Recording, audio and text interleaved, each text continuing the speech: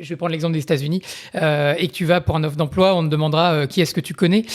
Si tu vas en France, on te dira quelles études tu as fait. Et si tu vas au Royaume-Uni, on te demandera tout simplement qu'est-ce que tu sais faire. Avoir des moments de doute, c'est normal. Et c'est même plutôt sain. Ça veut dire que vous êtes sur le point de repousser des limites. Quand Pierre et moi sommes passés de développeurs à managers, on s'est posé beaucoup de questions. Et c'est sur cette base que nous avons créé Tech Run-ins, pour échanger sur nos problématiques quotidiennes et devenir de meilleurs leaders petit à petit. Toutes les 2 semaines, on vous propose du contenu sur le leadership technologique, sous forme de conversations, de débats ou d'interviews. Le contrat est simple, on vous emmène avec nous dans nos questionnements et on avance tous ensemble. D'ailleurs, si vous souhaitez aller plus loin avec nous, que ce soit sur une problématique de leadership, de management ou encore d'organisation, Pierre et moi proposons désormais de l'accompagnement personnalisé pour vous, vos équipes, vos leaders ou même pourquoi pas votre start-up.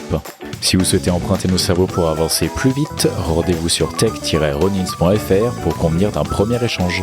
Je vous laisse maintenant avec votre épisode du jour. Bonne écoute! Bonjour à toutes et à tous et bienvenue dans Tech Run-ins, le podcast francophone du leadership technologique où toutes les 2 semaines on vous partage nos conversations et réflexions pour vous aider à maximiser votre impact et propulser vos équipes vers de nouveaux sommets. Je suis Julien Deray et comme toujours je suis accompagné de Pierre Ferré-Ferrand. Comment ça va Pierre ? Ça va super Julien, content d'être rentré de vacances et on en parlera un peu plus. Mais avant tout, pourquoi est-ce que le nom a changé ? Eh bien, le nom a changé parce que on a envie de s'ouvrir l'esprit un petit peu avec Agilist. On est toujours très très content de parler d'agilité et de méthodes agiles en général, mais après 2 ans maintenant, on se trouvait un peu à l'étroit dans cette boîte. On s'est rendu compte que plutôt 2 fois qu'une, on a un petit peu tordu les sujets pour les faire rentrer un peu dans la boîte de l'agilité au chausse-pied, et on avait envie juste d'aller chercher un super set, un surensemble de l'agilité et d'aller plus sur ce qui fait vraiment notre quotidien, à savoir le lead étendu, le lead technologique. Donc voilà, ce que vous pouvez attendre de feu Agilist et de Tech Run-ins maintenant, ça va être toujours de l'agilité évidemment, mais on va essayer de parler comme aujourd'hui de recrutement, mais de leadership technologique en général, l'organisation d'équipe. On va essayer de pas s'adresser que aux Scrum Master et aux Product Owners, mais aussi à des recruteurs, à des CTO, à des seniors, à des développeurs, à des... Qu'on va amener, comme on en parlait, donc vous avez déjà fait la genèse de pourquoi est-ce qu'on avait commencé à l'origine Agilist. C'est parce qu'on avait ces discussions-là avec Julien. Une fois qu'on avait arrêté de travailler ensemble, ça nous manquait d'avoir ces discussions. Et c'est vrai qu'à l'époque, j'étais donc du coup passé Scrum Master. Julien venait de monter sur un poste de manager. Moi-même ai rejoint un poste de manager par la suite. Et donc, ça faisait beaucoup de sens dans le développement de carrière où on était vraiment sur un aspect où l'agilité et le management, c'était vraiment la priorité du moment pour nous de monter en compétence dessus. Mais c'est vrai et vous avez senti à travers les différents épisodes qu'on avait déjà fait, notre expertise est bien sûr plus grande que ça. Et on voulait justement trouver quelque chose qui nous correspondait mieux, on était plus à l'aise pour avoir des invités qui justement sortaient, et parce que on voulait pas non plus, pas saboter, mais on voulait pas trop tordre le principe d'Agilist pour pouvoir amener des gens avec qui on a vraiment envie de parler. On pense vraiment que ça reste dans les gens qui nous écoutent, dans vraiment les gens à qui on veut parler. Et donc, c'est pour ça qu'on a décidé d'étendre un petit peu notre comment on peut dire, notre image et aussi notre nom pour aller avec. Et on pensait fortement qu'Agilist nous restreignait trop au niveau vraiment de la méthode, des méthodes agiles. Et donc, voilà, c'est pour ça que Tech Run-ins maintenant sera le nouveau nom qu'on veut donner à ce podcast. Et on espère que vous continuerez à nous suivre, que vous ne serez pas trop triste que le nom ait changé. Et on vous prépare plein de bonnes surprises pour cette année à venir. Et du coup, les épisodes précédents restent toujours d'actualité et restent dans la ligne édito du podcast. Comme on dit, c'est plutôt, on va chercher un surensemble de l'agilité plutôt que vraiment un shift complet. J'en parlais avec Guillaume Vendée qui fait Tech Café et avec qui j'anime Relife. Son podcast Tech Café avait commencé en tablette café à l'époque. Et pareil, au bout d'un moment, ils se sont dit, peut-être que la tablette, c'est peut-être pas totalement l'avenir, il n'y a pas que ça en tout cas, et du coup ils se sont dit allez, on va peut-être changer ça en Tech Café au bout d'un moment pour aller chercher un surensemble de ça et aller couvrir toute la tech. Et voilà, j'ai un peu l'impression que c'est normal, ça fait partie du cycle aussi. Au-delà de ça, enfin, pas au-delà de ça, mais en parallèle de ça, avec Pierre, vous l'avez sûrement entendu en pré-roll si on a fait le pré-roll d'ici là, on a envie de proposer aussi de l'accompagnement aux entreprises tech sur ce qu'on appelle, comme je disais, le lead étendu. Donc ça va être du lead technique, de l'organisation, de l'agilité évidemment, peut-être aller même jusqu'au produit, en tout cas dans ce qu'on est confortable d'apporter. Mais c'est une vieille idée qui germe depuis des années entre Pierre et moi d'essayer d'aller vers de l'accompagnement et du coup à travers Agilist et Techronins d'aider les leaders de la tech, d'essayer nous-mêmes d'aller fouiller, gratter des idées pour se former de notre côté, interviewer des gens pour monter aussi en compétences et découvrir des nouvelles facettes du métier, des nouveaux angles, des nouvelles expertises. Mais on a aussi envie maintenant d'essayer de professionnaliser ça, donc que ce soit au niveau startup, comment recruter, commencer à recruter, par où commencer, quel stade technique, etc. Ou sur une transition agile qui se passe pas exactement comme vous voulez, ou si vous cherchez de l'accompagnement pour vous et ou votre équipe, vos équipes. Si vous cherchez à prendre du recul sur une situation et que vous voulez solliciter notre expertise, eh bien c'est maintenant tout à fait possible. Donc on vous y encourage, on vous donnera des liens. On a techronins.fr qui va être en ligne quand vous écouterez cet épisode et on vous en parlera régulièrement. Parfait. Bon bah voilà pour l'intro et pour l'explication de pourquoi est-ce que le nom a changé. Sinon, quoi de neuf, Julien, de ton côté ? Écoute, de mon côté, un été plutôt... J'ai surtout travaillé globalement, mais j'ai aussi voyagé, j'ai réussi à aller en Estonie, un peu pour le travail, mais en même temps un peu pour le tourisme. Un petit crochet par la Finlande aussi. Bref, je me suis promené. J'ai déménagé très récemment aussi dans un bureau qui est beaucoup plus grand, dans un appart qui est plus grand. Ça m'ouvre l'esprit. Ça a débloqué pas mal d'énergie qui était un peu bloquée dans mon ancien appart, qui était finalement un peu exigu. Et ça développe un peu ma créativité aussi, je trouve, hein, avec l'énergie de la créativité, la curiosité, tout ça, j'ai l'impression revient un petit peu. Donc je suis au top pour cette rentrée et on en parle d'ailleurs dans Relife. On a fait la rentrée du podcast Relife où on parle exactement de créativité et de curiosité et la place de la créativité, qu'est-ce que ça apporte, comment est-ce que vous pouvez la cultiver, etc. Je vous encourage à aller y jeter une oreille si ça vous intéresse. Quoi de neuf de ton côté, Pierre ? Plutôt riches actus aussi. Ouais. Donc, ça y est, vous pourrez plus me retrouver au pub du coin. Maintenant, ce sera le bon bar français. Puisque je suis rentré en France, donc, après presque 6 ans au Royaume-Uni à Londres. Donc voilà, j'ai quitté mon boulot, j'ai changé d'horizon, comme on dit. Et donc maintenant, je me situe à Tours. Donc, si jamais il y a des gens de Tours qui nous écoutent et que vous avez des meet-up ou quoi que ce soit où on peut se rencontrer, ce sera avec très grand plaisir. Pareil, donc comme je disais, j'ai quitté mon boulot actuel, donc où j'étais en engineering manager, et donc j'ai décidé de partir sur du contracting pour justement me donner plus de temps. J'avais aussi cette envie un peu de revenir sur de la tech plus dure. Enfin vraiment voilà, ce que j'aime au cœur, c'est résoudre des problèmes. Évidemment, quand j'étais manager, c'était des problèmes d'organisation, des problèmes d'équipe, des problèmes de décision, et je voulais vraiment revenir voilà à l'envie de créer. Donc c'est pour ça que j'ai repris un job qui est vraiment très technique en full stack. Et donc voilà, cette envie de retour aux sources. Donc voilà, pareil, ça m'a fait beaucoup de bien.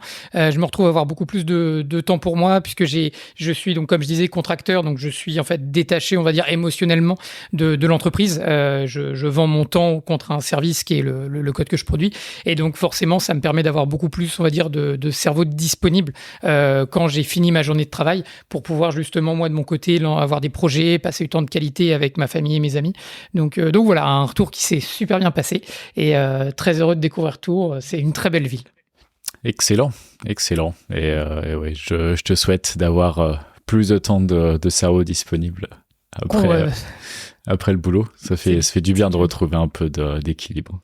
C'est ça, ouais, c'est vraiment ce qui me manquait. Je l'ai surtout senti sur la dernière année où au boulot, c'était... alors voilà, c'est aussi, ça fait partie des responsabilités de monter en galon, mais ouais, ça a vraiment pris beaucoup de temps et je suis très content d'avoir pris cette décision.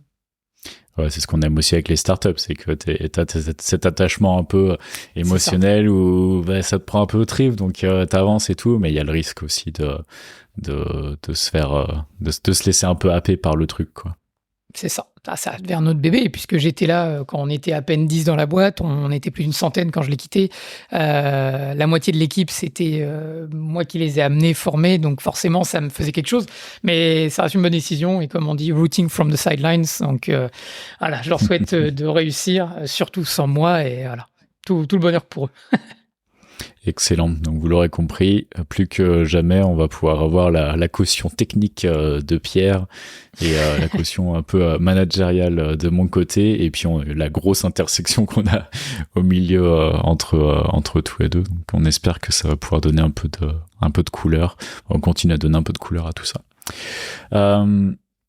Sans transition, le programme d'aujourd'hui, on avait envie de commencer la rentrée en parlant de recrutement. Comment recruter une bonne équipe tech, en tout cas, qu'est-ce qu'on a vu ailleurs ou dans nos expériences et quel est simplement notre avis là-dessus. Je pense que le mois de septembre, c'est un petit peu cette période un peu une des périodes charnières où on est juste après l'été, mais un peu avant Noël. Donc là, hop, c'est le moment où on peut réussir à rentrer quelques recrutements quand on en a besoin et où le marché vient un petit peu s'exciter juste pour quelques mois. Donc on s'est dit que ce serait intéressant d'en parler. Pas mal de sujets, mais voilà, on n'a pas exactement préparé. On a juste quelques bullet points, donc on va y aller un peu comme ça nous vient. Je vais prendre un sujet au hasard pour commencer. Diplôme ou pas diplôme? Alors celui-là, il est intéressant, surtout qu'en plus, alors ça dépendra évidemment des gens qui nous écoutent, mais certains auront fait toute leur carrière, toutes leurs études, toute leur carrière en France. Julien et moi, on a eu la chance de pouvoir ouvrir nos horizons, comme on dit, à d'autres pratiques. Donc au Royaume-Uni, on va parler de la mentalité anglo-saxonne. Et il y a une phrase très connue, alors ce qui est très stéréotypé, mais je l'aime beaucoup. Si tu vas alors je vais prendre l'exemple des États-Unis, et que tu vas pour un offre d'emploi, on te demandera qui est-ce que tu connais. Si tu vas en France, on te dira quelles études tu as fait. Et si tu vas au Royaume-Uni, on te demandera tout simplement qu'est-ce que tu sais faire. Et c'est une des grandes choses que j'ai extrêmement apprécié au Royaume-Uni, en fait, c'est que quand je suis arrivé là-bas, j'avais la chance d'avoir évidemment fait le classico-classique d'un ingénieur en France, donc 5 ans d'études, master 2, titre d'ingénieur, donc ce qu'on peut espérer de mieux pour se mettre sur le monde du marché. Et en ayant parlé donc avec quelqu'un que je connais très bien chez Accenture, donc dans les grands groupes, on va dire, il y a vraiment une grille tarifaire par rapport aux sorties d'école. Et non seulement il y a votre diplôme qui est pris en compte, mais de quelle école vous sortez. Et donc, par exemple, le diplôme en soi va vous changer de plusieurs centaines d'euros le salaire où vous allez être pris. Et même l'école va jouer à quelques dizaines, voire même centaines d'euros d'écart entre les écoles. C'est vous dire à quel point, en fait, ils se basent là-dessus. Et ce qui est vraiment dommage, et pour toute personne qui a été en école d'ingé, c'est que vous avez une classe de 30 élèves. Je ne peux pas croire que les 30 élèves sont des clones qui sortent de la même école. Évidemment, il y a des écoles qui ont plus de réputation, plus connue, mais le problème, c'est qu'on va toujours avoir, même dans des grandes écoles qui sont très prestigieuses, des gens qui ont bénéficié de l'effet où ils ont été amenés au diplôme, mais on va dire ils ont eu ce que j'appelle un petit diplôme, c'est-à-dire sans vraiment mettre l'effort, sans avoir forcément l'envie. Et on peut prendre une école qui est peut-être beaucoup moins reconnue, là où on aura eu quelqu'un qui se sera vraiment, pendant 5 ans donné, aura vraiment appris tout ce qu'il pouvait, sortir d'école avec un énorme bagage. Là où j'ai trouvé ça très intéressant au Royaume-Uni, c'est que justement, les gens ne s'arrêtent absolument pas au diplôme. Ils s'arrêtent vraiment sur qu'est-ce que tu as fait, donc l'expérience acquise. Et en fait, ils considèrent le diplôme comme simplement de l'expérience supplémentaire. Mais pour eux, le diplôme n'est pas facteur de ce que la personne peut faire. Et surtout, c'est qu'ils vont demander aux gens de prouver ou d'avoir le maximum, on va dire, de points où ils peuvent s'accrocher pour comprendre ce que la personne est capable de faire. En se disant, si demain, cette personne travaille avec nous, qu'est-ce qu'elle peut faire dans plusieurs points de vue? Est-ce qu'elle va nous amener la vision qu'on veut? Est-ce qu'elle va savoir faire le travail dont on a besoin qu'elle fasse? Et surtout, est-ce que cette personne sera capable d'elle-même de nous amener quelque part où on ne l'aurait pas pensé? Ou est-ce qu'elle sera capable de se challenger à apprendre quelque chose de nouveau? Et c'est vraiment un point de vue qui m'a, moi, amené, où par exemple, avant, je me disais, non, même dans ma tête, je me disais, non, il faut mon diplôme. Quand j'aurai mon diplôme, j'aurai, ça, choisi mon école pour essayer d'avoir une école qui est dans les plus prestigieuses possibles pour être bien vue et tout ça. Et en réalité, une fois qu'on commence à travailler vraiment, on se rend compte qu'il y a des personnes qui n'ont pas forcément de diplôme, qui ont même, on va dire, des carrières assez atypiques, mais qui ont en eux un feu sacré, on va dire, de vouloir être développeur et d'être bon développeur. Et donc, pour moi, aujourd'hui, le diplôme ou pas diplôme, ça rapporte, on va dire, ça peut faire gagner quelques années, ça peut amener, on va dire, une rigueur technique que des personnes qui sont formées elles-mêmes n'auront pas forcément, mais c'est pas toujours le cas. Et j'ai vu plus d'exceptions que j'ai vu, on va dire, la norme, sachant que du coup, un bon recruteur saura trouver ces personnes qui sont vraiment motivées et qui ont faim d'apprendre. Et donc, même sans avoir eu, on va dire, le parcours académique classique, pourront se révéler être des très bons ingénieurs, voire même meilleurs que certains qui seraient sortis d'école avec un diplôme où on leur a appris exactement comment faire. Donc voilà, c'est mon point de vue dessus. Donc ne pas s'arrêter à un diplôme du tout et ne même pas s'arrêter à une formation. C'est vraiment là où je pense que d'avoir un bon recruteur qui peut sentir ces choses-là et amener la personne à parler de ces choses-là, à mettre en avant leur passion et leur envie d'apprendre, de savoir faire et qu'est-ce qu'ils savent faire, c'est vraiment là où c'est important pour moi au niveau du recrutement. Ouais, je suis assez d'accord là-dessus. Je dirais que sur les premières années, le diplôme, ça va pouvoir donner une indication, plus ou moins une estimation, peut-être de ce que la personne connaît, ou en tout cas les bases qu'elle a, mais c'est aussi l'intérêt des écoles, c'est aussi de créer un standard, et on parle notamment quand on est ingénieur de la CTI, la commission de titre ingénieur, mais pour avoir travaillé avec un certain nombre de graduates, de gens qui sortaient d'école, le standard est pas toujours exactement le même d'une école à une autre. Donc c'est sûr qu'il y a des écoles qui sont excellentes et on sait pourquoi. Elles produisent vraiment des personnes qui ont un standard qui est très haut. Mais j'ai envie de dire la plupart, et surtout après ça se lisse très très vite dans les années, comme tu disais, de mon expérience, une fois passé 2 ans, enfin quelqu'un qui va passer 2 ans à être dans une petite équipe qui fait pas grand chose et où il va pas apprendre grand chose, il va vite se retrouver dans la sauce ou un peu dans le bas du panier, alors que quelqu'un qui pour X ou Y raison va tomber sur le bon mentor, la bonne entreprise, quoi que ce soit, va vraiment se retrouver à coder, à apprendre très vite, à voir plein de choses différentes, à être stimulé, et ça dépend aussi des technos qu'il va rencontrer, qu'il ou elle va rencontrer. On peut assez rapidement avoir tout ou rien, quoi. Et j'ajouterais aussi, c'est sûrement une histoire que j'ai racontée plusieurs fois dans le podcast, mais certains des meilleurs développeurs avec qui j'ai travaillé, c'est des gens qui avaient même pas de diplôme en CS, mais qui sont juste qui sont auto-formés, qui étaient clairs avec ça et qu'on a recruté en sachant ça, en sachant qu'on avait le temps pour les former, en détectant qu'ils avaient une volonté de s'auto-former, pas juste de s'arrêter à ce qu'ils font au travail, mais aussi de continuer à bosser chez eux pour essayer de rattraper, entre guillemets, leur retard. Et ces gens-là, en fait, au bout de 6 mois, 1 an, ça commence déjà à devenir un peu des brutes. Alors, c'est pas... Il faut apprendre toutes les bases, les data structures, etc. Enfin, il y a plein de trucs qu'on n'apprend pas dans des bootcamps ou juste comme ça sur un as. Il s'agit pas juste d'apprendre un langage, mais on peut quand même faire une carrière sans avoir un master. Ce que je dirais dans le cadre du recrutement, et c'est un truc sur lequel je suis en train de bosser là-dessus en ce moment même. Je recrute un développeur full stack JavaScript, idéalement qui connaîtrait un petit peu un langage JVM niveau back-end, donc du Java, idéalement du Scala. Alors si vous m'entendez, ça m'intéresse, mais juste du full stack JavaScript ou TypeScript, ça me va très bien. Et on se rend compte, par exemple, que pour du JavaScript ou du TypeScript, on se retrouve avec beaucoup de gens quand même qui ont pas un master's en informatique, qui ont appris le JavaScript parce que c'est assez facile à pick up et puis qu'on peut faire rapidement du front-end, c'est plus visuel. C'est un peu par là qu'on commence, j'imagine, maintenant. On se rend compte que le niveau du Tech Challenge qu'on va recevoir en fonction si la personne a un master ou pas, ou en tout cas un diplôme en computer science ou pas, la différence est vraiment très très notable, quoi, parce que il y a des concepts un peu de base il suffit de commencer à demander du coup cet algorithme, est-ce que tu peux me donner un peu la complexité. La plupart des gens qui ont juste fait un bootcamp ou qui ont appris tout seul, ils vont pas avoir le problème en fait de leur algorithme, alors que parfois même sur le front-end, si tu commences à donner une grosse liste, ça peut vite exploser en complexité et faire un truc un peu sale, quoi. Donc le diplôme me permet quand même parfois de faire un peu, j'évite d'utiliser ça comme alors, c'est jamais le seul critère, mais j'évite de l'utiliser comme un critère tout court. Dans certains cas, ça permet quand même un petit peu de faire le tri, on va pas se mentir. Ouais, non, complètement d'accord. Et ça nous amène donc sur un autre point, donc ramener le niveau pour les auditeurs qui seraient pas dans la technique comme nous.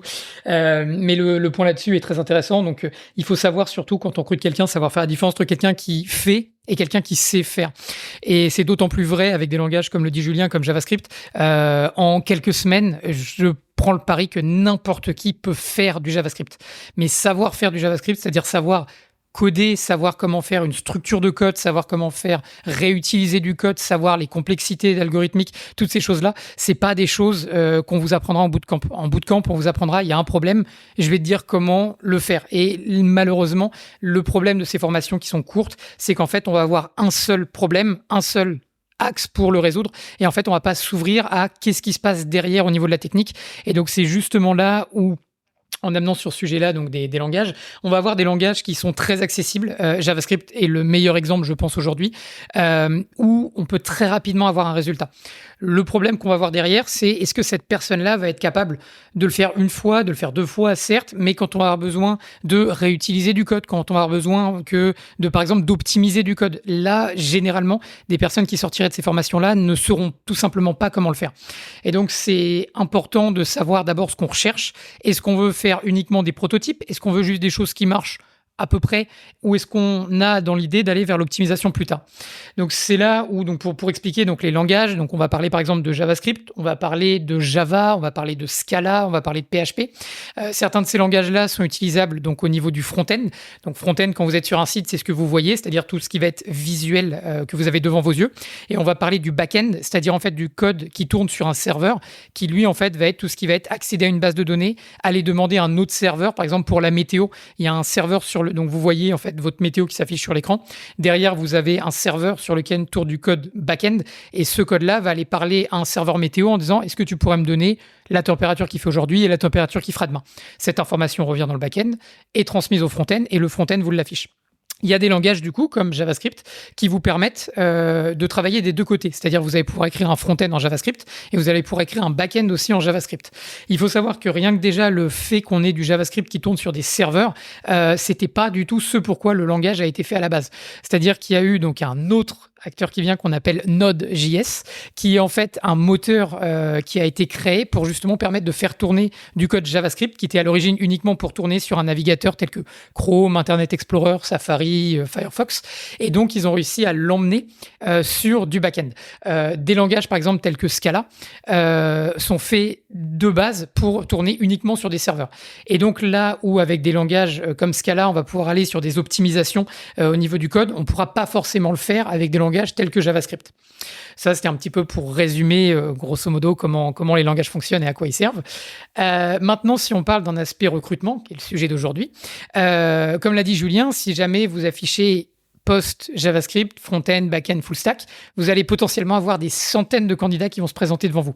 Maintenant, si vous proposez une offre en Scala, vous allez avoir beaucoup moins de gens qui vont venir vous voir. La raison pourquoi est-ce que c'est le cas? Puisqu'en fait, Scala a on va dire une courbe d'apprentissage qui est beaucoup plus complexe que JavaScript. JavaScript, on peut avoir des résultats très rapidement, on peut faire du front, on peut faire du back. Scala va demander déjà pas mal de notions beaucoup plus complexes pour pouvoir accéder et pouvoir écrire du code. On aura, par exemple, je vais donner un ordre d'idée, mais en une journée, ce qu'on peut faire en JavaScript prendra peut-être à quelqu'un une semaine en partant du principe que la personne ne connaît pas, peut-être même plus, pour réussir à obtenir le même résultat. Pourquoi est-ce que j'explique ça? C'est parce que justement, sur ce cas-là, on va se retrouver sur des profils qui vont être plutôt académiques, donc des personnes qui auront dans ce cas-là des diplômes d'ingénieur, des personnes qui vont être plus expérimentées, et donc des personnes qui vont généralement demander des salaires plus élevés. Les deux sont tout à fait viables. La grosse question à se poser quand on recrute, c'est de quoi est-ce que j'ai besoin et qu'est-ce que je recherche? Et aussi, cette question-là, il faut se la poser à plusieurs étapes quand on avance dans son entreprise. Généralement, et ce sera toujours mon approche, il y a un principe en développement qu'on appelle KISS, Keep It Stupid Simple. L'idée, c'est vraiment de commencer avec quelque chose de simple, quelque chose de tellement simple que c'en est stupide. Et donc, à ces moments-là, quand on commence du prototypage, quand on est vraiment à rechercher à faire des proof of concept, donc de vérifier qu'un concept peut fonctionner et tout ça. JavaScript, je me lance, je sais que tout le monde sera peut-être pas d'accord parmi nos auditeurs. JavaScript est un très bon choix puisqu'on peut très rapidement itérer, très rapidement prototyper. Et donc, on peut avoir des résultats et des retours. En fait, on peut très rapidement mettre en main quelque chose à nos utilisateurs avec un coût qui est relativement faible et des cycles d'itération qui sont très rapides. Cela dit, c'est comme je disais, ça peut tourner pendant 6 mois, pendant peut-être 1 an, mais ensuite, il faut se reposer la question.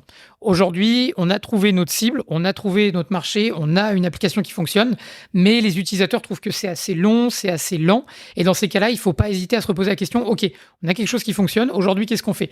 Est-ce qu'on essaie d'aller chercher des développeurs qui sont plus expérimentés parce qu'on veut garder le JavaScript, parce qu'on aime bien l'approche, on veut garder les personnes qu'on a, elles sont peut-être pas forcément ouvertes à se reformer sur un langage complètement différent, et dans ces cas-là, ce que je recommanderais fortement, c'est d'amener des personnes qui ont de l'expérience, et c'est là où je parlais justement des profils peut-être plus académiques, ou du moins des gens qui sont beaucoup plus expérimentés, puisque dans ces cas-là, en gardant le même langage, on peut apporter de la structure au code et à l'infrastructure et à beaucoup d'autres choses, mais ça permet en fait d'avoir un cadre qui va permettre en fait d'avancer, donc de réutiliser, donc d'avoir des cycles de développement relativement rapides.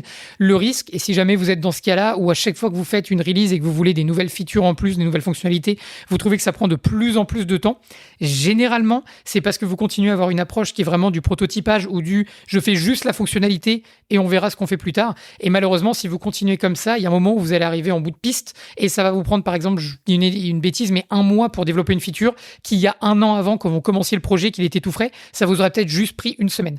Et c'est là où, justement, indépendamment du langage, c'est important de savoir quel cadre vous voulez donner, quel niveau d'expertise vous recherchez. Généralement, pour des startups, vous n'avez pas forcément besoin, et c'est d'ailleurs même quelque chose que je dirais, cherchez pas à avoir une solution parfaite, puisque ça vous prendra trop de temps, et d'ici que vous y arrivez, quelqu'un d'autre vous aura certainement pris votre idée. Par contre, d'avoir quelque chose qui fonctionne, où vous pouvez avoir des clients, c'est vraiment la chose à rechercher au début, même au niveau de la technique. On peut toujours rattraper la technique au début d'une startup, mais par contre, il faut toujours se poser les bonnes questions et savoir à quel moment pivoter et prendre du temps pour revenir sur ce qu'on a fait et repartir sur des bases plus saines. Donc voilà mon approche sur les stacks et les langages. C'est ça. Donc, d'où l'importance de bien différencier aussi les niveaux des personnes et pas juste se poser cette question-là quand on rencontre la personne, mais se poser la question déjà quand on fait la job description, la fiche de poste, de se demander qui est-ce que je recherche. Est-ce que je cherche quelqu'un de super senior qui va m'aider à apporter de la structure à tout ça, que ce soit du leadership technique ou du leadership globalement pour l'équipe, hein. Parfois c'est important d'avoir quelqu'un qui va pouvoir leader l'équipe à un niveau plus stratégique aussi, dire attendez, là les gars, d'accord, c'est bien, ça fonctionne, mais si vous galérez, c'est parce que tout est tout emberlificoté comme ça, donc peut-être cet endroit-là, on veut peut-être l'extraire, on peut peut-être avoir un serveur spécifique pour ça, on peut peut-être qui va à venir avec de l'expérience et de la maturité, et apporter de la maturité à votre stack technique. Ou alors peut-être que à l'inverse, vous avez beaucoup de seniors ou de gens qui vont bien comme ça, et à ce moment-là, vous pouvez peut-être aller chercher plus du junior et commencer à former, je parle souvent d'un mouvement de convection. Ça parlera que aux ingénieurs probablement, mais en gros vous avez la chaleur monte, donc l'idée c'est toujours une fois que vous avez une bonne dynamique au niveau des seniors, essayer de continuer à créer cette pyramide, prendre des juniors qui vont arriver en bas de l'échelle et ils vont se faire happer par les seniors avec ça permet à vos seniors de continuer à se former, d'être un peu challenger aussi sur leur pratique parfois, parce que quand on a c'est un peu ce beginner's mindset, l'œil du débutant, on va pouvoir commencer à poser des questions peut-être un peu naïves, mais parfois aussi mettre le doigt sur des trucs qui sont plus des traditions, des trucs qu'on continue à faire mais qu'on sait plus trop pourquoi. Et en général, quand on devient le mentor, le coach, le buddy de quelqu'un, on n'essaie de pas dire trop de bêtises, donc peut-être on va essayer de gratter un peu. Il faut expliquer les trucs, donc expliquer, ça va être cristalliser le savoir. Donc si vous êtes à une étape où vous avez le temps, où vos développeurs ont le temps et que vous avez le budget, c'est toujours une excellente chose d'aller chercher un junior ou quelqu'un qui sort d'école. Tout ça pour dire que réfléchir au niveau de seniorité de la personne qu'on recherche, c'est mieux de le faire au début. Je vous parle d'expérience. Et pour revenir sur les langages, moi j'étais développeur Scala pendant pas mal de temps. J'ai été dans beaucoup de startups en premier développeur quasiment à chaque fois. Et du coup, j'ai connu beaucoup de startups qui ont commencé avec Scala parce que les fondateurs, c'est le seul langage qu'ils connaissent et c'est le langage qu'ils préfèrent. C'était ce qui était mon cas aussi. Je peux vous dire que ça a jamais été excellent au niveau du recrutement, parce que assez rapidement, surtout à ce que disait Pierre, quoi. Genre le Scala typiquement, c'est un langage hyper niche, et il y a d'autres langages niches. Il y a plus de langages niches que de langages pas niches de toute façon, j'imagine. Mais genre typiquement Scala, Rust, etc. C'est des très très beaux langages. Moi j'aime beaucoup Scala, c'est hyper élégant et comme tu dis, c'est comme c'est niche, il y a une barrière à l'entrée quand même, donc ça veut aussi dire que niveau recrutement, la personne de toute façon aura déjà probablement un master parce que c'est globalement ce qu'il faut pour comprendre Scala. Je caricature évidemment, mais j'ai formé plein de gens qui avaient pas de diplôme en informatique à Scala et ils s'en sortent très bien, mais bref, c'est un langage un peu niche, mais du coup ça veut dire que le recrutement, vous allez attirer moins de personnes, mais je trouve que le tri derrière est plus facile à faire. Toujours est-il que quand on est une startup et qu'on n'a pas un rond et qu'on cherche des développeurs, trouver des juniors Scala ou des seniors Scala qui vous coûtent pas un bras, c'est hyper compliqué, quoi. Alors que si vous lancez sur JavaScript, vous allez toujours trouver plein de gens. Faut faire un peu le tri et tout, mais c'est beaucoup plus facile de trouver des gens et du coup vous avez plus de chances que ça rentre dans votre budget, que ce soit dans la ville que vous cherchez, que ce soit avec le niveau d'expertise et la vision et la culture que vous recherchez. Donc un autre point aussi qui est intéressant pour n'importe qui serait sur les problématiques de recrutement. Donc on va parler rapidement. Donc j'aime beaucoup le terme les classes de développeurs. On peut aussi parler un peu des stéréotypes, des choses comme ça. Il faut aussi être très clair. Donc on parlait très clair sur évidemment le langage que vous recherchez, comme l'a dit Julien, la seniorité que vous cherchez. Ne pas faire l'erreur d'ouvrir un poste où vous dites oui junior, mid, senior, lead. Voilà, on est prêt à tout recevoir. Si c'est le cas, c'est qu'à mon avis vous n'avez pas bien réfléchi à la problématique. Ninja, c'est ça. Ah, quand je vois ça sur la description, c'est un gros warning de pas y aller, puisque ça veut dire on ne sait pas ce qu'on cherche, mais venez, on va peut-être trouver un truc pour vous, c'est jamais bon signe.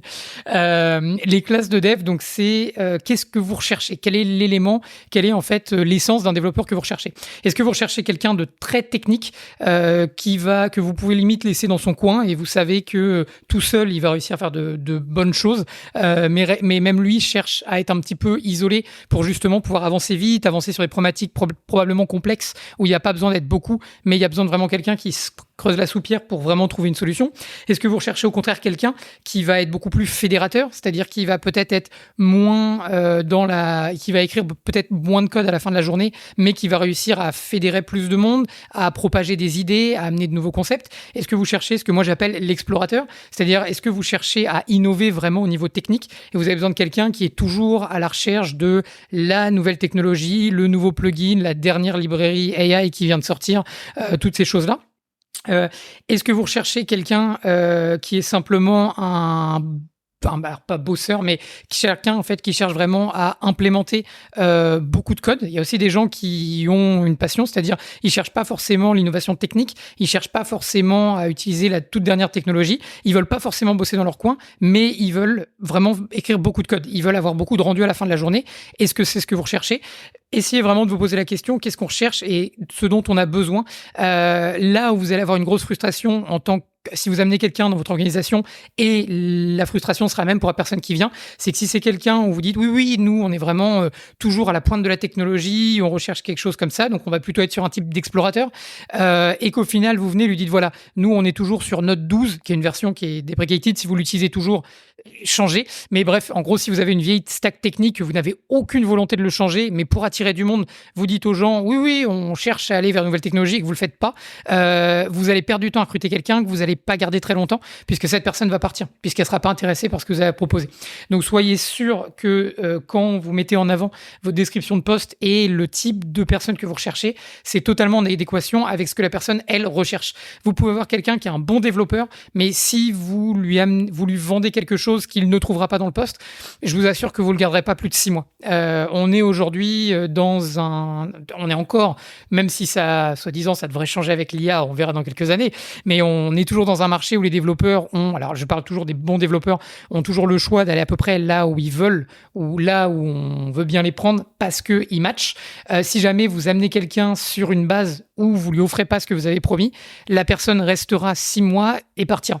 Donc si c'est votre façon de faire, de changer d'un développeur tous les 6 mois, déjà c'est pas bon, puisque vous formez quelqu'un, vous lui donnez du business context, et surtout c'est les 6 premiers mois, c'est pas là où la personne va être la plus productive, et vous allez la perdre au bout d'un moment.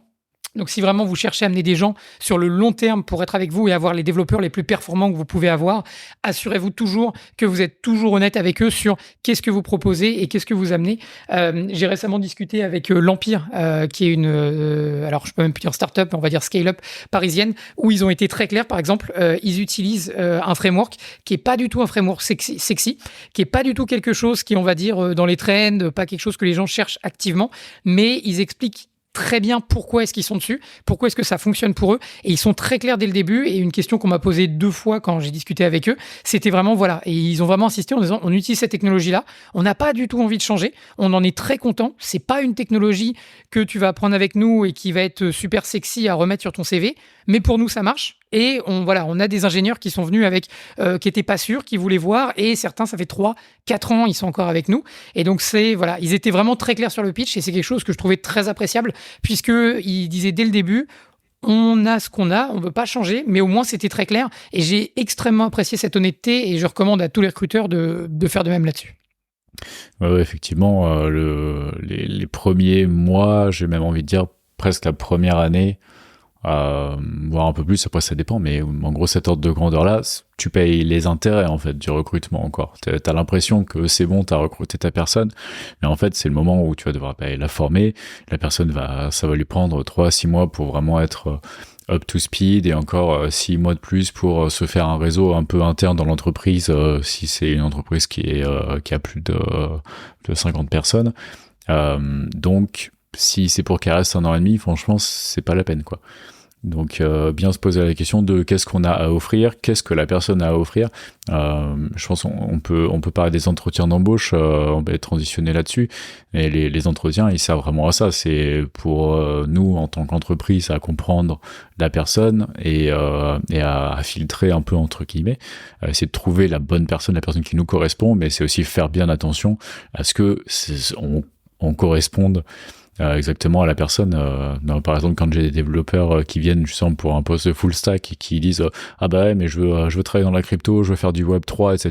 Je leur dis écoute Coco, ça arrive qu'on fasse, tu vois, évidemment on est une entreprise crypto donc on fait du web 3, mais là pour ce poste là bien spécifique, pour ce rôle là dans cette équipe, ça arrive que on te mette un peu sur des trucs comme ça parce qu'il y a un besoin spécifique, mais 90%, 95% ce sera pas ça, donc si c'est vraiment ce que tu cherches, tu vas être déçu quoi.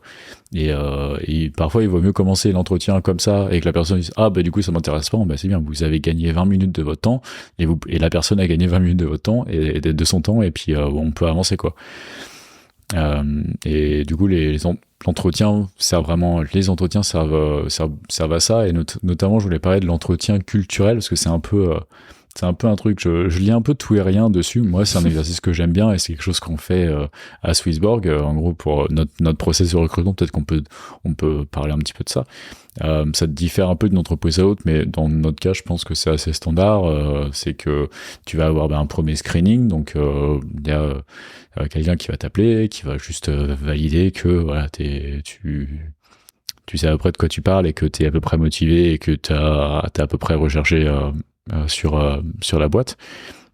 Alors bref, des banalités. Ensuite, il y a le Tech Challenge. Donc on t'envoie un petit exercice, tu nous le renvoies. Un truc, justement pour revenir sur les diplômes, un truc que j'ai beaucoup aimé quand je suis arrivé en Angleterre. Moi, je venais juste d'avoir mon diplôme de l'école des mines. En France, on m'envoyait déjà des offres alors que j'avais même pas fait d'entretien, juste parce que j'étais sur l'annuaire. Et en Angleterre, on me disait juste, même pas de screening, même pas d'appel, ni rien. On m'envoie un lien GitHub. Bonjour, tu fais ça. puis tu fais l'exercice, et puis ensuite, en fonction de ça, on verra déjà si on t'appelle ou pas, quoi.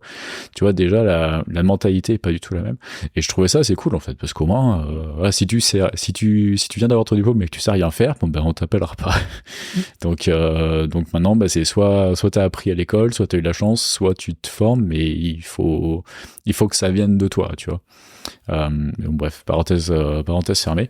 Donc on a le Tech Challenge, ensuite on revoit le Tech Challenge, en général qu'il soit bon, à moins qu'il soit vraiment terriblement mauvais, mais en général on va quand même ensuite appeler la personne pour l'entretien technique, où là on va parler vraiment du Tech Challenge, parce que finalement le Tech Challenge, c'est l'exercice, il est pas tout faux ou tout juste, c'est juste qu'on veut comprendre un petit peu où est la personne, ça nous permet aussi de se donner une idée. Nous on cherche un senior, la personne dit qu'elle est senior, ben, on cherche un Tech Challenge de senior, ça nous permet à la fin de l'entretien technique, on doit pouvoir se dire, ok, nous, ce qu'on recherche, c'est ça, ce que la personne, l'image qu'elle a d'elle-même, c'est ça, et est-ce que ce qu'on voit, c'est vraiment en adéquation avec tout ça, est-ce que tout ça, c'est cohérent, et alors que, bah, du coup, recevoir un exercice qui est pas incroyable, bah, peut-être que sur ce poste-là, on cherche justement un junior et que bah, finalement ça va et que c'est cohérent quand même, donc faut pas avoir peur de ça, je pense. Et finalement, il y a l'entretien culturel, le fameux cultural interview, que certains appellent aussi plutôt que le culture fit, c'est le genre company fit, value fit interview. Il y a plein de termes comme ça. Ou du coup c'est un entretien, j'aimerais bien avoir ton opinion dessus, mais c'est un entretien qui est un peu bizarre parce que du coup là c'est un entretien où un peu, là c'est plutôt les managers en général qui font ça, où on arrive et puis on pose vraiment des questions hyper bizarres, du style est-ce que t'as un livre à nous recommander, ou rappelle est-ce que tu peux nous parler d'une fois où t'as vraiment bien merdé. Ou des trucs comme ça. Ok, ton avis sur Elon Musk? Ouais, non, on avait exactement le même en fait, et on a inclué justement des personnes qui étaient même pas du tout en fait de notre donc comment on peut appeler ça, de notre donc en fait pas du tout des ingénieurs, ni même on prenait par exemple des gens qui étaient à la comptabilité ou des choses comme ça. Alors toujours des personnes qui étaient managers pour justement avoir cet aspect dessus, mais on faisait exprès en fait d'amener des personnes qui n'allaient pas du tout parler de tech, et même pas en fait de lien avec la tech, purement sur un aspect humain et un aspect culturel, et justement ces questions-là étaient très intéressantes parce que ça permet en fait d'avoir une vision de la personne au-delà de vraiment quelles compétences on attend qu'elle amène, qui est dans notre cas des compétences techniques, des compétences on va dire qui sont un peu de challenger au niveau du produit, tout cet univers-là, mais vraiment d'amener en se disant est-ce que c'est quelqu'un avec qui j'ai envie de travailler, est-ce que c'est quelqu'un par exemple qui est ouvert à la communication, est-ce que c'est quelqu'un qui est capable de recevoir du feedback, est-ce que c'est quelqu'un qui est capable de s'améliorer tout bêtement, et ça pour nous c'était des valeurs extrêmement importantes, et donc c'est pour ça qu'on mettait un point d'honneur.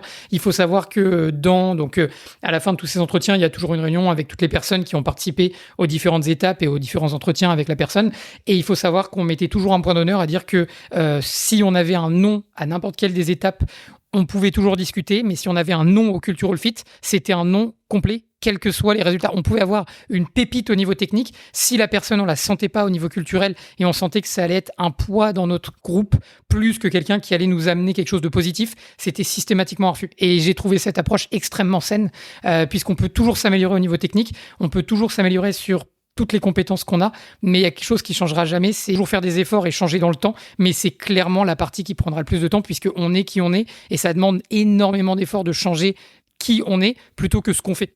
Et là où justement on avait un œil très ouvert sur la personne peut changer et apprendre de nouvelles compétences, on se disait que ça allait nous prendre beaucoup plus de temps, et on parle d'un travail sur plusieurs années pour changer comment on est avec les autres, comment on est avec soi-même, quelle image on a des autres. Et donc si on mettait un point d'honneur à ce que le culture fit soit toujours parfait, sinon on laissait passer la personne. Ouais, et puis même, tu vois, changer la personne, c'est hyper difficile. Peut-être la personne ne veut pas changer aussi. Enfin, tu vois, exactement. T'es un peu dans des dilemmes quasiment moraux. Finalement, ça reste que le boulot, tu vois. Si ça fit pas, ça fit pas, c'est pas grave, tu vois. La personne finira par trouver quelque chose. Bien sûr. Dans les startups, moi, à Londres, j'imagine que c'est le cas dans toutes les startups, le mojo, c'est souvent hire slowly, fire quickly. Prends ton temps à embaucher, mais par contre vire rapidement, parce qu'en général t'as pas assez de temps, t'as pas assez de moyens, il faut que ça aille vite. Donc si quelqu'un va pas, si t'as les périodes d'essai, typiquement c'est un truc sur lesquels dans dans plein de cas, dans des expériences passées, j'ai vu où tu vois, tu sens bien pendant les premiers mois que ça matche pas exactement, puis tu dirais mais la personne va s'améliorer, machin et tout, que ce soit sur le point de vue personnel ou le point de vue technique, où t'as toujours envie d'avoir de l'espoir, etc. Puis du coup tu passes la période d'essai, puis au bout de 6 mois, 9 mois, tu te rends compte qu'il y a toujours pas de résultat, et du coup tu te retrouves un peu bloqué parce que ton pipeline de recrutement il a été fermé il y a longtemps, c'est plus difficile de licencier la personne, et bref, tout devient assez compliqué, alors que finalement au bout de 2 mois, la personne, elle est encore assez fraîche sur ses process de recrutement, donc elle peut sûrement rebondir plus vite. Et puis on n'est pas obligé de la virer comme ça, comme un malpropre, on peut en parler pour de vrai, quoi. Et pareil pour du côté de l'entreprise, enfin du coup t'arrêtes de payer tes intérêts et juste tu repars directement dessus. Donc c'est un mauvais recrutement, ça coûte toujours beaucoup d'argent à la personne, à l'entreprise. Enfin c'est jamais bon. Donc voilà, prendre son temps, et comme tu disais, s'il y a une personne qui dit non, déjà faut vraiment discuter. Tout n'est pas obligé d'être un veto, mais en général nous c'est un peu pareil, on a une note de 1 à 4, s'il y a 1, 2, en général c'est juste non, quoi, peu importe l'étape. Et on essaie en général d'avoir au moins un 4 aussi, c'est-à-dire que on va pas dire, si quelqu'un a 3 partout, c'est que tout le monde est bon, ouais ça va, quoi. Mais tu vois, il n'y a pas un coup de cœur, quoi. On a envie que ce soit des coups de cœur, quoi. On a envie d'avoir des gens qui sortent du lot. Qui ont envie, et on a envie, nous aussi, de travailler avec eux, quoi. Ouais. Tu te dis, moi, je vais avoir un nouveau report, un nouveau développeur, bon, il est sympa. C'est chiant, quoi. Parce que si toi, tu penses ça, peut-être les autres vont penser ça, et c'est pas grave, tu vois. Tout le monde n'est pas obligé d'être super likable, mais... Non, on avait exactement pareil. Donc, comme je disais, si on avait... Donc, c'était vraiment au niveau culturel, mais ça pouvait être n'importe quel entretien. Si on avait un nom catégorique, c'était non, parce que ça a coupé court. À nouveau, on pouvait discuter, mais justement, s'il y avait l'autre qui était trouvé, ce qu'on appelait un spike, donc du coup un pic, et vraiment, voilà, on cherchait. Et donc, le nombre de fois aussi où c'est arrivé, on avait quelqu'un qui était correct, bon partout, mais on n'avait pas ce spike qu'on cherchait, parce que justement on cherchait des gens qui étaient très bons au moins quelque part. Ça pouvait être à tout niveau, ça pouvait être technique, ça pouvait être relationnel, ça pouvait être organisationnel, ça pouvait être communication, ça pouvait être même, comme on le disait, culturel, mais il nous fallait un spike pour dire oui, cette personne-là, on la veut vraiment avec nous parce qu'elle sort du lot, elle a quelque chose qu'on n'a pas vu chez les autres, et c'était aussi important pour nous. Donc du coup, de jamais avoir, on va dire, de zéro pointé ou de red flag, et il nous fallait un spike, un pic où on se disait cette personne-là se démarque vraiment sur cet aspect-là, et on aimerait qu'elle travaille avec nous. Et donc, c'est important. Dites-vous que quand vous recrutez, c'est comme j'aime beaucoup cette expression-là, happy wedding, un mariage heureux. C'est vraiment dans cette idée-là, c'est-à-dire il y a la partie un peu la lune de miel et tout ça qui va arriver au début, ça va être assez rose et tout ça, mais dites-vous vraiment dans le temps, est-ce que c'est quelqu'un avec qui vous voulez rester et vous voyez dans le long terme avec vous? Et si vous vous visualisez pas dans le temps avec cette personne dans votre organisation, c'est généralement que cette personne-là n'est pas faite pour votre organisation. Donc, c'est vraiment un point important de se projeter dans le futur. 2 apartés que je ferai là-dessus. Le premier, c'est que si jamais vous avez un point vraiment précis à résoudre, vous avez une problématique donnée et vous cherchez pas forcément quelqu'un qui va développer ses compétences dans le temps ou vous amener quelque chose dans le temps, n'hésitez surtout pas à aller vers le contracting. On pense souvent dans le contracting à un coût perdu, et j'ai remarqué ça beaucoup plus en France qu'en Royaume-Uni. J'ai l'impression qu'il y a un pragmatisme au Royaume-Uni qui manque un petit peu en France. Si vous avez un besoin ultra spécifique et que vous avez besoin de quelqu'un pour la tâche, prenez un contracteur. Oui, ça vous coûtera plus cher, mais vous aurez une phase de recrutement qui sera beaucoup plus courte et vous savez que cette personne-là vient pour une mission. Le double intérêt, c'est que si ça se passe bien et que derrière, vous voyez que cette personne-là, vous l'aimez beaucoup dans le temps que vous avez avec cette personne-là, il y a toujours moyen de négocier pour que cette personne vous rejoigne. Mais le contracting, je sais que ça fait peur puisque les gens sont affichés plus cher que ce que vous allez payer votre salarié à la fin du mois, mais n'oubliez pas derrière que vous prenez beaucoup moins de risques et surtout, ça vous engage, on va dire, à rien, puisque vous savez que la personne part au bout de 3 mois, 6 mois à la fin de la mission. Et derrière, vous pouvez toujours la recontacter et d'aventure, il pourra se passer quelque chose. Ça, c'était mon premier point. Et le deuxième aussi, tu parlais des tech tests. Un gros point que j'ai remarqué en France en revenant par rapport au Royaume-Uni, énormément d'entreprises pensent qu'il faut, on va dire, passer un peu en mode usine quand on fait des tech tests. Et souvent, les équipes techniques, je trouve, sont très délaissées au niveau, alors à moins d'arriver dans des entreprises qui ont une très bonne culture, mais beaucoup trop d'entreprises, en fait, délèguent la partie du test technique aux recruteurs. Et les recruteurs, ne sachant tout simplement pas comment faire un bon recrutement technique, vont passer par des outils où vous allez en fait être présenté avec des des challenges ou des tests techniques qui sont en fait des tests techniques pour des gens qui sortent d'école. C'est-à-dire, on va vous demander de faire de l'algorithme pur. C'est pas parce que vous savez faire de l'algorithme pur que derrière, vous allez avoir quelle est la meilleure manière de présenter une UX, une UI au niveau front-end ou de faire une bonne architecture au niveau back-end. C'est quelque chose que je voulais vraiment mettre en avant sur la partie du recrutement et dans les phases de recrutement.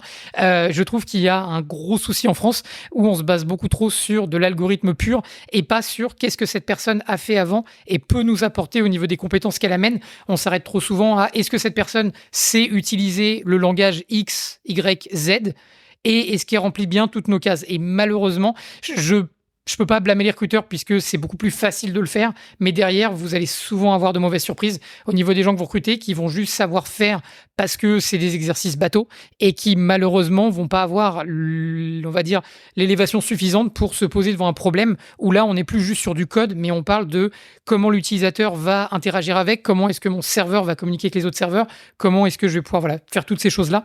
Et c'est justement quelque chose où j'invite tous les recruteurs qui pourraient nous écouter ou tous les techniciens qui nous écoutent, qui sont pas forcément les process de recrutement, à aller vers soit les recruteurs vers les ingénieurs ou les ingénieurs vers les recruteurs pour vraiment les aider à trouver des tests techniques qui font du sens et surtout qui sont proches de ce que votre entreprise a besoin et là où vous espérez qu'une personne serait intéressée par le test technique. Ouais, à 200% sur tout ça, en particulier sur les contracteurs. Tu vois, j'avais pas eu l'occasion de travailler trop avec des contracteurs avant parce que j'étais dans des entreprises fauchées, mais maintenant à Swissborg, j'ai eu l'occasion récemment de travailler plusieurs fois avec des contracteurs et c'est trop bien quand tu tombes sur la bonne boîte, quand tu commences à créer une relation en plus avec eux, qui peuvent ils te sortent une épine du pied vraiment hyper vite et tu peux même avoir parfois faire appel à la même équipe de temps en temps, tu vois, genre plusieurs fois, une fois par an, deux fois par an sur des problématiques ponctuelles et surtout finalement avec le même designer, le même chef de projet, les mêmes développeurs, les mêmes contacts en interne. Les mecs, la première fois, il leur faut 2 semaines pour être à peu près dans le truc. La deuxième fois, il leur faut 2 jours et puis c'est parti, quoi. Et en plus, voilà, tu te mets d'accord sur une timeline. Tu pars pour 3 mois. Hop, à la fin des 3 mois, t'as ton truc qui est livré. Ciao, merci. Et puis à la prochaine. Franchement, il faut pas hésiter, quoi. Surtout comme tu disais sur des besoins hyper spécifiques. Je voulais terminer sur tout ce dont on a parlé, et notamment sur le standard que vous attendez. Nous, on parlait de standards qui sont assez stricts sur prendre vraiment son temps pour... ça dépend, je trouve quand même, je vais mettre un peu de relief à ça. Ça dépend un peu de la phase dans laquelle on est dans une entreprise. Quand tu es dans une phase un peu d'hypergrowth, comme on dit, où tu vas doubler ta masse salariale tous les ans, je dis pas qu'il faut baisser le standard, mais je dis que tu vas peut-être pas toujours, tu peux te permettre de faire des erreurs, tu vois, si tu embauches 50 personnes dans la même année, si tu fais 1 ou 2 erreurs, c'est chiant, mais bon, c'est pas trop grave. Si t'es comme dans un marché qui est un petit peu comme en ce moment, où tout le monde est fait un petit peu attention à tous les gens qui recrutent, là tu vas vouloir sûrement mettre la barre quand même un peu plus haute, justement parce que tu t'engages vraiment doucement. Donc je dirais peut-être, voilà, faut se poser la question. Je dis pas que c'est tout ou rien, mais il faut peut-être se poser la question. Et sur les tests de recrutement, à 200%, à Swissborg, c'est vraiment de l'artisanat, quoi. C'est vraiment chacun de vos tech challenge va être épluché par au moins 2 développeurs. Et c'est cool, quoi, parce qu'après, quand la personne arrive en entretien technique, et ben voilà, on a des vraies questions à leur poser sur Tech Challenge, on regarde dans le code, on leur pose des vraies questions dessus, et derrière, une fois que t'as été recruté, quand tu rentres dans l'entreprise, et ben tous les gens avec qui tu vas travailler, qui ont le même poste que toi, ont fait exactement le même Tech Challenge. Donc en plus, ça crée t'as un espèce de groupe, et toi derrière, quand tu vas quand tu vas toi-même participer au recrutement d'autres personnes, et ben t'as pas besoin, tu vois, tu comprends, tu peux te mettre à leur place. En tant que développeur, ok, moi je suis passé par là, ouais, je suis tombé dans le même piège, etc. Et du coup en entretien, et du coup il y a une culture vraiment qui se développe là-dedans, une culture un peu de corps, tu vois. Et c'est quelque chose qui est bien. Donc je pense effectivement ça prend du temps, etc. Mais bien organisé.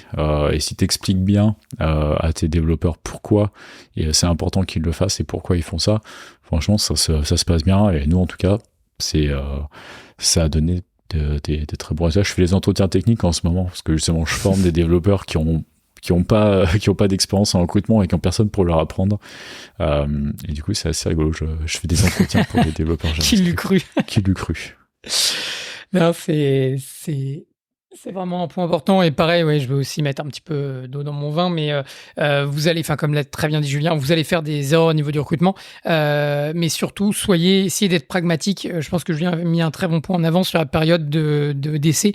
Essayez vraiment d'en profiter. Le nombre de fois où, alors c'est arrivé quand Julien et moi on était ensemble, on avait fait, alors à nouveau, je rigole pas, mais j'ai toujours cette chose qui me permet de dormir, et ce que nous avait dit Andy, notre CTO à l'époque, il a dit: j'ai très peu de scrupules à laisser partir des gens puisque je sais qu'on est dans la tech et retrouveront assez facilement du travail, puisqu'on essaie de prendre au plus possible des bonnes personnes qui n'auront pas de mal à se remettre sur le marché du travail.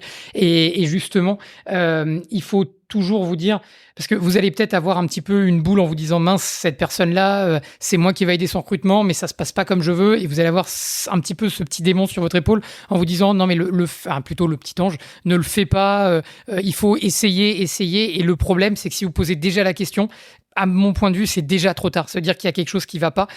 Ayez la discussion la plus saine et la plus honnête avec la personne en me disant: est-ce qu'il y a quelque chose qui va pas? Est-ce qu'il y a quelque chose que tu n'as pas trouvé? Est-ce que tu n'es pas au final motivé par ce qu'on t'a expliqué et ce que tu as trouvé au final? Mais surtout, soyez honnête, et surtout, il vaut mieux, comme disait Julien, simplement perdre ce que vous avez investi au début plutôt que de garder la personne et d'avoir une discussion beaucoup plus difficile 6, 9 mois, 1 an après, où la personne vous aura peut-être créé des problèmes dans les équipes, ça va créer de la frustration, elle n'est pas motivée ou elle n'est pas du tout au niveau où on l'attendait et tout ça. Donc n'oubliez jamais que la période d'essai est faite pour ça, et vraiment c'est dur, mais vraiment ça vaut le coup de le faire, de prendre la bonne décision. Donc voilà, important, à nouveau, je le redis encore, c'est pas facile. Julien et moi, on a dû laisser partir des gens de cette manière-là, mais je peux vous assurer que la plupart du temps, vous vous sentirez mieux. Alors évidemment après, pas avant. Et le nombre de fois où les personnes m'ont contacté en disant: pas merci, mais voilà, encore une fois que c'était passé, qui nous ont recontactés en disant: je comprends, j'ai retrouvé une boîte où là vraiment j'ai trouvé ce que j'attendais, et c'est sûr que encore 6 mois de plus, j'aurais toujours pas trouvé ce que je cherchais dans les boîtes où vous étiez. Donc voilà, c'est dur, mais c'est la bonne chose à faire. Ouais, exactement. Ouais, c'est des trucs qu'on a vécu malheureusement pas mal de fois, chacun de notre côté, hein, et j'imagine que pour nos auditeurs c'est pareil. Parfois, tu vois que la situation se délite et tout, et il y a un peu cette histoire. Alors je me rappelle plus dans quel bouquin je l'ai lu, ça devait être des Kolkander ou quelque chose comme ça, qui parle de l'histoire russe du mec qui a un chien et qui doit lui couper la queue, et que en fait il a pas envie de lui faire trop mal, donc il lui coupe un petit bout de la queue tu vois, tous les jours, plutôt que de couper d'un coup, tu vois. Et c'est un truc qu'on a vu souvent, mais après, ouais, devoir laisser partir quelqu'un, c'est jamais une expérience agréable. Je pense tout le monde vous dira que en tant que manager, c'est la pire chose qu'on ait à faire, mais quand c'est pour des bonnes raisons, ça permet de dormir la nuit. Et puis on n'est pas obligé d'être cruel non plus, toujours essayer de filer un coup de main à la personne, et puis voilà, c'est la vie, il y a pas mort d'homme non plus, quoi. C'est ça. Et voilà. Et si vous aviez un doute, n'oubliez jamais que Steve Jobs disait dans sa grande j'allais dire souplesse, I'd rather have a hole than an asshole. Je préfère avoir un trou dans mon équipe qu'un trou de cul. Je trouve que ça conclut bien. Et homme sage. c'est un homme sage et plein de compassion, comme vous le voyez. Donc, on va maintenant conclure cette émission. On espère que ça vous aura plu. On n'a pas beaucoup changé le format, finalement, à part le nom et quelques trucs, mais on espère que les nouveaux sujets et ces nouveaux angles vous intéresseront.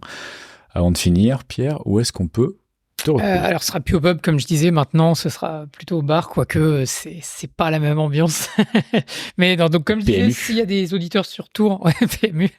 S'il y a des auditeurs sur Tours, n'hésitez pas à me contacter. Je serais très intéressé d'entrer en contact avec des user groups ou des groupes de développeurs ou des meet-up. Sinon, ce sera sur pierre.ferret-ferrand.fr.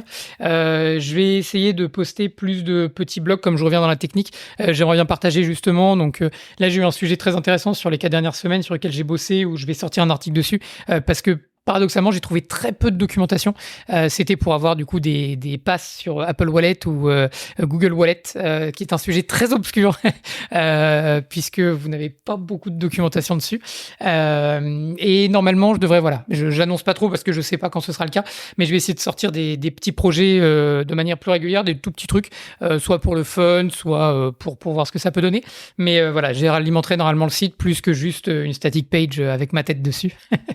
Et toi, Julien, où est-ce qu'on peut te retrouver du coup ? Moi, rien n'a changé. Julien.derry.fr.